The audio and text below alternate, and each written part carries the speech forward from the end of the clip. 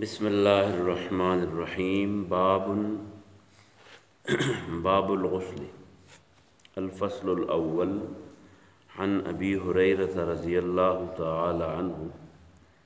क़ाला क़ाला रसूलुल्लाहि स्वल्लल्लाहु अलैहि व आलिहि वसल्लम इज़ा जलस अहदुकुम बैन शुअबिहा अल-अर्बइ सुम्मा जहदहा फ़क़द वजब अल-गुस्ल व इल्लम युनज़िल मुत्तफ़क़ुन अलैह। दा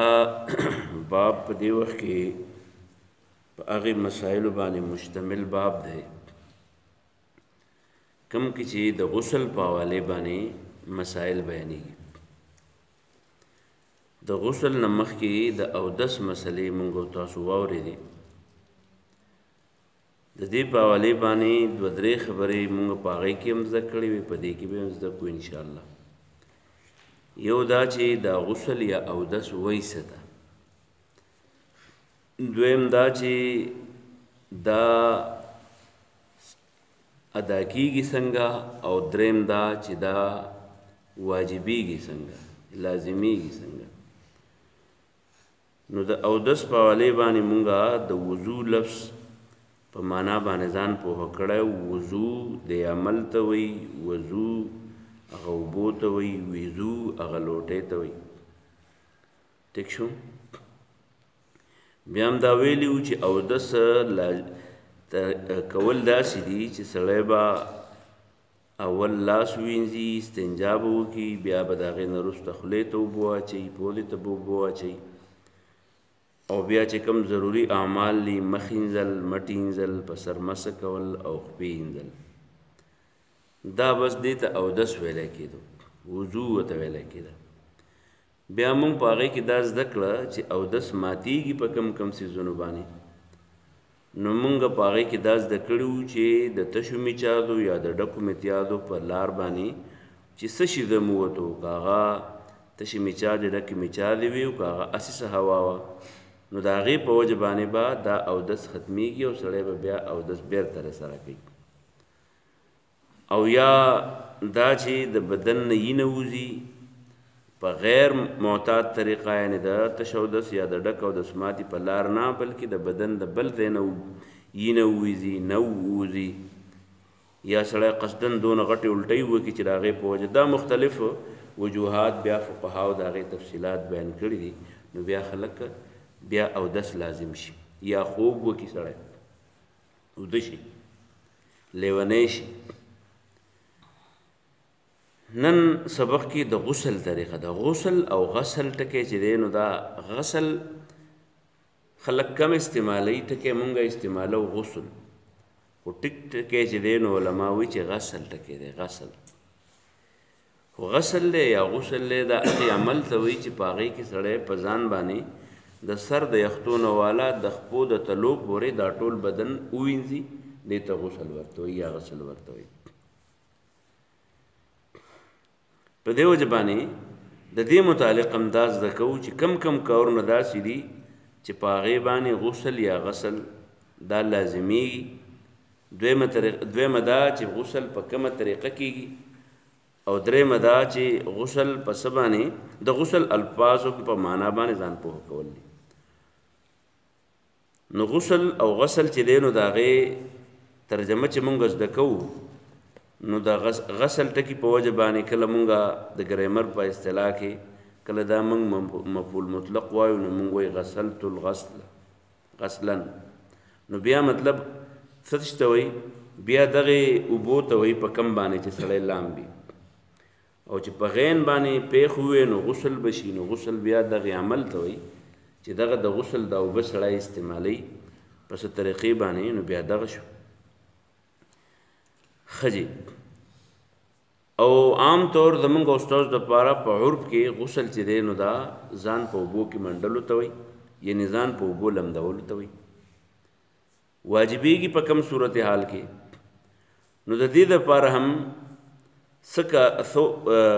غسل دوه قسمه دی، دوه قسمه. یو هغه غسل دی چې هغه په سړي لازم شي، نو بیا د هغې نه بغیر ژوند تېرول دا په شرعي طریقه نه کېږي. یعنی لازمی دی موږ ورته کله واجب ورته وایو کله ورته فرض ورته خلک وایي نو که واجب ورته وي او که فرض ورته وي نو هغه غسلي چې د هغې نه بغیر انساني ژوند د شریعت د اصولو مطابق چلیدی نشي نو لازمي دی او څه د غسل انداز هغه دی چې هغه فرض خو نه دی مستحب دی سنت دی نو د هغې لږ فرق چې دی نو هغه به هم زده شي کوم چې فرض غسل دی نو د هغې متعلق دوه خبرې یاد کړي یو دا چې څنګه اودس ماتېدو یعنی اودس کولو د ما خرج من السبیلین د تشو بولو یا د ډکو متیازو په لار باندې د اوبو د عام وتلو یعنی د متیازو د وتو په هغې اودس ماتېدو خو غسل په هغې صورت کې په سړي باندې لازم کیږي چې کله د سړي د دغو تشو متیازو په ځای باندې دا تشې متیازې ټینګې شي او د هغې نه تشې متیازې ټینګې اوبه وځي هغې ته مني ورته وایي او د دې مني د وتو وجوهات مختلفي کله د سړي بیماري د بیمارۍ په وجه باندې دا متیازې ټینګېږي کله سړی اوده او د اوده کېدو په دوران کې د سړي نه داسې اوبه خارج شي چې هغه د متیازو د عام شکل نه او کله د شادي شده انسان د خپل تعلقاتو د قایمولو په نتیجې کې د بدن نه په دغه لار باندې اوبه وځي دې ته خروج د مني ورته وایي او په داسې صورتحال کې په سړي باندې غسل کول چې دي نو دا فرض دي واجب دي ور باندې لازم دي ور باندې که دا سړی او که دا ښځی نو په داسې حالاتو کې په دې باندې غسل کول فرض دي لازم دي ور باندې دا مسله چې دا نو دا ذهن ته کوزه کوي او د دې غسل په حوالې باندې دا خبره هم زده کول دي بعضې وخت کې سړی د خپل شرم د وجې نه دا ښکار ورته رسېده شرم غوندې ښکاري چېرې دا به خلک وایي چې د ولم بل نو د دې وجې نه ظاهري یخته یا مخ یا داسې ښکاره د ګونه چې ښکاري هغه نه لم دی مطلب یې دی چې څوک را باندې پوهه نه شي دقه شانې یو ځلې به د وروسته حدیث کې وایو ام سلمه رضی الله عنها د رسول الله صلی الله علیه وسلم بیبي ده هغه ناسته ده او یو روایت کې اوسه حضرت عایشې ذکر هم دی رضی الله عنها یعنی مطلب دا چې دواړه ناستې دي نو یو د کلي یو زنانه راله د هغې زنانه نوم ام سلیم رضی الله تعالی عنها د دې زوی چې و نو حضرت انس بن مالک دا انس چې و دا د رسول الله صلی الله علیه وسلم خدمت ته دی وقف کړی دا به د پیغمبر علیه السلام په کور کې دا ام سلیم راله نو رسول الله صلی الله علیه وسلم ته وی د الله پیغمبر په قرآن کې الله تعالی وی چې ان الله لا یستحیي څنګه دی لا یستحیي ان یضرب مثلا الله په خپل باندې په مثال الکه هلته مې څه ولیده چې شی ستاري نو پیالې وله اینځه چې کوم خلک نه دی راغلی نو هغه نن غرب ځکه چې ښایسته خوراک راغلی ښه دي دا خبره باندې ځان پوهه کوي نو دا خبره زده کول دي چې د غسل یعنی یو یخته وچ پاتې شو یو یخته اکثر دا غټ خېټې چې نو د دې دا نوم چې دی نو دا نه لمدېږي یا دغه شان دا اوس چې کومې دغه زنانه یې دا نوم راله نه راځي چې شی ورته ووایم دا کم چې داسې پښتو کې خو ورته لونډې وایي خو بهرحال ماډرن لونډه ورته وایي او که ملنډه ورته وایي او که ماډرن ورته وایي کار څه شی ورته وایي خو دا په ځان چې مختلفې نخرې پېښې کړي نو دوی کله دا نوکان پرېښي اوږده نو دا اوږده نوکان چې پرېښي د هغې په وجه دي نوکانو لاندې مبنور دي دغه شانې بعضو زنانو داسې دغه لګولي سرخیانې مرخیانې چې د هغې په وجه د بدن ته د اوبه نه رسي نو چې داسې څه سرخي ده داسې څه پوډر دي داسې څه د بدن حصه ده چې هغې کې دننه اوبه د غوښې ته ونه رسېدې د دې مطلب دا دی چې د دې غسل ونه شو نو یو دا چې دا عام دی په سړو او په ښځو کې یو شان د غسل یوه فرض وجه مې درته وویله دویمه وجه واوره چې په هغې باندې غسل واجب وي لازمن ور باندې هغه زنانه چې د هغې ماشومان پیدا شي موږ په پښتو کې د هغې دپاره څلوېښت ټکی استعمالوو چې ماشومان پیدا شي نو د ماشوم د پیدا کېدو نه وروسته د دې زنانه یو ټیم داسې راځي چې دا مکمل ځان پاک وګڼي او د دې چې کم د څلوېښتۍ کم حالت دی ختم شي نو دغه د څلوېښتۍ د ختمېدو نه وروسته به دا ښځه لازمن لامبي نو الله به دا پاکه شي دا به د شریعت چې کم نور اعمال دي هغې ته به متوجه شي مونځ به ورته متوجه شي روژه به ورته متوجه شي تلاوت به ورته متوجه شي او که دې لمبلي نه وي غسل یې نه وي کړی نو دې ښځې له او مونځ کول حرام دي روژه ورله نیول حرام دي تلاوت د قرآن ورله کول حرام دي نو د څلوېښتۍ د وجې نه لمبل چې دي نو دا فرض دي خو چې کله دا د څلوېښتۍ نه پاک شي دویمه کله داسې هم کېږي څنګه چې په انسان باندې په نارینهو باندې بیماریانې راځي د زکام په شانې د مختلف دغه شان په زنانو باندې یوه بیماري د دې نه اضافه راځي او هغه دا چې کله زنانه بالغه وي نو د هغې په میاشت کې یو ځل په هغې باندې 3 ورځې 4 ورځې بیماری راځي هغې بیمارۍ ته زنانه ورته په خپله باندې خپل اصطلاحاتو کې پخوا به خلکو زړوکي یادول اوس چې کوم دی نو ماهواري خلک یادوي او په عربي کې هغې ته حیض ټکی استعمالیږي دا بیماری چې کله په زنانه باندې راشي نو دا زنانه په دغه ورځو کې دا د الله تعالی د شریعت د مختلفو حقوقو نه معاف شي مونځ ورله کول حرام دي نه به کوي روژه نیول ورله حرام دي نه به نیسي تلاوت ور باندې بند نه به کوي د دې مطلب دا نه چې په دې ورځو کې دا ښځه جوړ نعوذ بالله چرته ډېره کافره شوه ګنې نه به کوي نه مطلب دا دی چې په دې ورځو کې الله تعالی دا معاف کړه د دې حقوقونه او چې دا د دغې خپل حدودو خیال ساتي نو چې کم وخت کې د منځونه کول الله تعالی به له دغې منځونو ثواب بغیر کولو نه بغیر منځ کولو نه ورکوي کم تلاوت یې کو بغیر تلاوت کولو نه به له هغه ثواب ورکوي کمې روژې خلکې نو وي او بل وخت کې دی هغه روژې ونیوي هغه روژو ثواب به له الله تعالی وروسته ورکوي دا دوه شو دریم صورت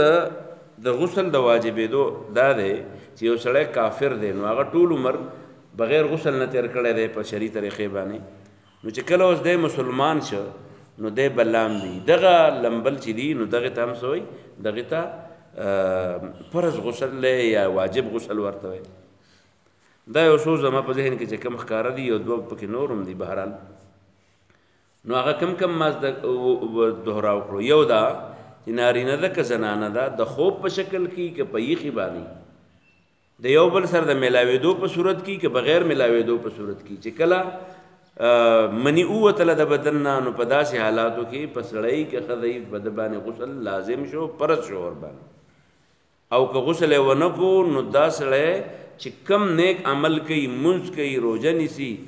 مونځ کوي نو په داسې حالاتو کې دا سړی ثواب نه دی باقاعده ګناهګار دی او تباهي کوي خپل او دویم د زنانو په حوالې باندې مو دوه درې ووې یو دا چې هغې څلوېښتي جوړې وشي یا هغې نه پاکه شي یا ماهواري حیض یا زړوکي چې ورته وایي نو په داسې حالاتو کې چې کله زنانه یي نو دې ته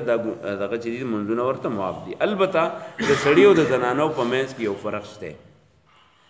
د سړي دپاره دا ده چې دی کله د باندې غسل لازم شي او د مونځ ټیم ورله راغی نو دا سړی به فورا غسل کوي او بیا به خپل مونځ کوي دته معاف کېدل نشته زنانو ته دا یو سهولت حاصل دی چې کله دا بیماری که د ماهوارۍ په بنیادي که د څلوېښتۍ په بنیادي دې ته مونځ بالکل معاف دی بیرته بیا راګرځی هم نه بالکل ورته معاف دی البته روژه په کال کې چونکې یو ځلي د هغې سعادت ډېر دی نو په دې ورځو کې ورته بالکل معاف ده او چې کله جمع شي ورځې ښې لنډې شوې په هغه ورځو کې بیا دا الله ونیسي نه په نور ورځو کې دې ونیسي دا کیدای شي دا څه نه څه خبره په دې باندې تاسو پوه شوي د دې نه وروسته دا چې سړی او غسل کوي نو په غسل کې فرض څو دي غسل کې څو فرض دي فاروق څو دي 3 نو په دې کې چې موږ عام طور یادو نو که سړی داسې و چې یو فرض دی پکې نو هم ټیک دی. یو فرض څنګه؟ یعنی دا ظاهري بدن چې څومره دی دا ظاهري بدن لمدول. په دې کې بیا د علماو خبرې دي چې یاره تشې اوبه پرې وغورځېدې دی هم پوره شو که نه مګلی ورسره لازمي شو. بهرحال دا هم یو تحقیق طلب مسله د علما ورباندې بحث کوي چې یاره دا مګل پکې ضروري دي که نه، خو چې په دې بدن باندې دا اوبه راوغورځېږي بس دا پوره دي. صابون وهلی یا بل شي دی یا بل شي د هغې ضرورت پکې شته که نشته؟ که ویې وهو ښه، که ویې نه وهو خو هسې اوبه په دې بدن باندې راچېل د سر نه واله د خپو د تلي پورې په دې باندې اوبه راچېل. نو دې کې چې بیا سړی وګوري نو دا خوله ده، نو د خولې دا دننه طرف د دې تالونه دی خوا دا بار دی که دننه دی؟ نو که ته وایې چې بار دی نو بار اینځل چې دی نو دا د دې سر رال، او که ته وایې دننه دی نو بیا به د دې دپاره ځان له اصول راولې چې نه چې دننه دی نو هم دا نیم یا بار دی یا دننه دی. نو په دې وجه باندې درې ورته هم ویلی کېږي او یو ورته هم ویلی. که یو ورته ووایې په دې بنیاد چې دا خوله او پوزه هسې هم د دې دا دننه طرف بهر دی نو دا ورسه اینځل نو یو فرض شو. او که درې ورته وایې نو خولې ته ځان له اوبه اچېل، سپېږمو ته ځان له اوبه اچېل او په ټول بدن باندې ځان له اوبه اچېل، دا پکې بل شو. البته د نیت په حوالې باندې ورپکې علما لیکل کوي، په دې کې هم د علماو مختلف بحثونه دي چې نیت کول چې موږ په پښتو کې وایو چې تیمم کو غسل کوما که نه اودس کوما، دا نیت کول ورسره فرض دي که نه دي؟ نو څو علما دا نیت کول په فرضو کې حسابوي. که فرض حساب کې هم د خولې او پودې ته هغې ووایي او ټول بدن بیا وایي او نیت ورسره بل وایي. بهرحال چې د سړي نیت نه وي نو غسل څنګه کوي؟ نیت هم دقې ته وایي چې سړی غسل له روان شي دقه غسل نیت دی. نو دا خبره تاسو ته زده شوه چې په غسل کې څو فرض شو؟ لکه چوټې میلمه غسل کې څو فرض شو؟ 3. کم شو؟ نمبر 1 څه شی دې ته څه وایي؟ خولې ته اوبه اچول، او 2 پوزې ته اوبه اچول، او 3 ټول بدن وینځل. نو دا یو حدیث ورسره ووایه. بسم الله الرحمن الرحیم. خجی بهرحال ټایم ډېر ووختو، حدیث په سبا وګورو. سبحانک اللهم وبحمدک نشهد ان لا اله الا انت سبحانك نستغفرك ونتوب اليك. اللهم ربنا اتنا في الدنيا حسنه وفي الاخره حسنه وقنا عذاب النار. ربنا اغفر لنا ولاخواننا الذين سبقونا بالايمان. ربنا لا تجعلنا فتنة للقوم الظالمين ونجنا برحمتك من القوم الكافرين برحمتك يا ارحم الراحمين.